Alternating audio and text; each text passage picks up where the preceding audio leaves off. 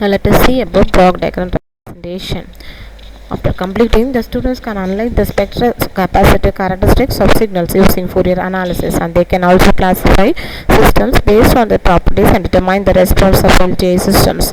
Also, they can identify system properties based on impulse response and Fourier analysis, and also can apply transform techniques to analysis continuous time discrete time signals.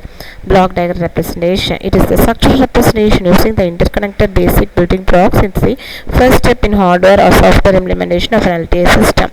Here, this is the symbol for an adder. This is the symbol for an adder. This is for multiplier, and this is for the unit delay element, and this is for pick on off node.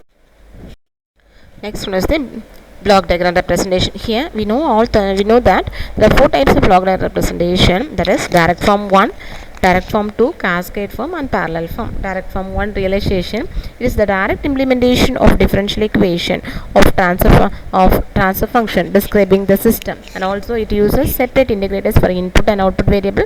It provides direct relationship between the time domain and S domain equations. In general, these forms requires 2n delay elements for a filter of order n, and this form is practical for small filters.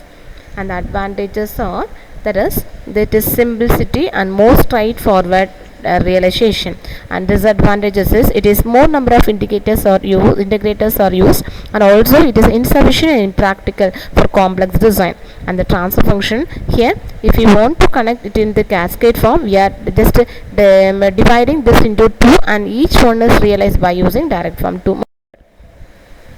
In this, h of z equal to h1 of z into h2 of z, where h of z is given by this equation and h2 of z equal to 1 by denominator term. Here where we are just taken that h1 of z is the numerator and h2 of z equal to denominator.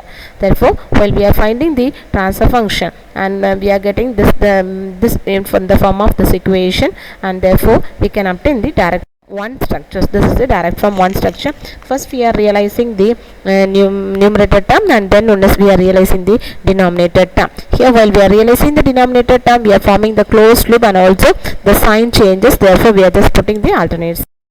Direct form 2 method, this is the direct implementation of transfer function describing the system. Instead of using the separate unit delay elements for input and output variables, an intermediate variable is the unit delay element is used.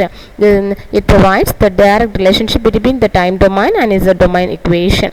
The advantages is it uses the simple minimum number of unit delay element and the straightforward realization. And in the case of cascade arrangement, the order of the system is not important. Therefore, all the port system and all the zeros can be changed. In the case of direct form 2 method, here this is the direct form 2 method. This is h1 of z on in time.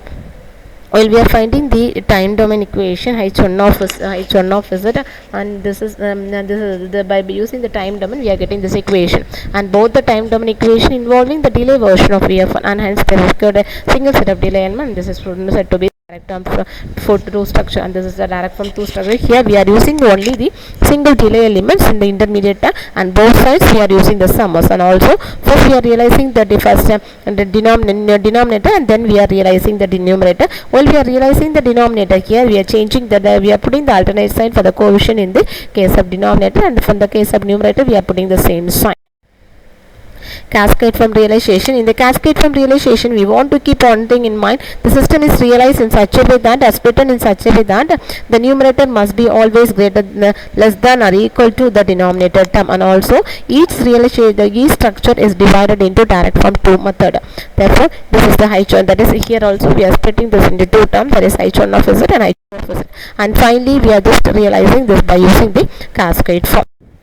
Parallel form. In the case of parallel form, this is the general equation in the parallel form, that is c plus this is summation of ck by 1 minus pk into z bar k is z bar minus 1. Here each one is done by using the partial fraction expansion, and also in the case of the parallel form realization also, the numerator must be always less than that of the denominator. Therefore, the system is realized in such a way that the numerator must be always less than that of the denominator, and this is the general form of the parallel form. This is the question, and also the second question related to that. Thank you.